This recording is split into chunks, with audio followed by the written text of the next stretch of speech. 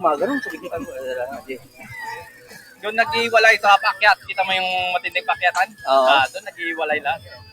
Yung naiiwan talaga yung mga joyrides lang, pero yung mga laging nagbibisikleta, talaga.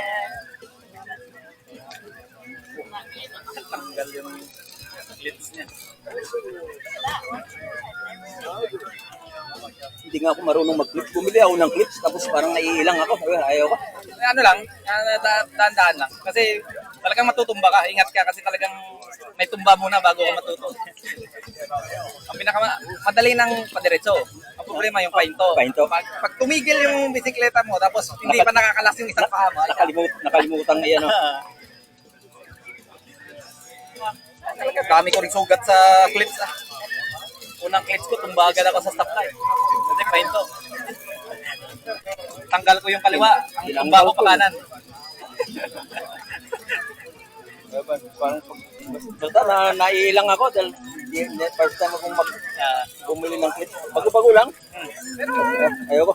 ang kagandahan ng sa clips, Parang powerful ka. powerful, saka hindi pagod yung paa mo. Kasi kahit yung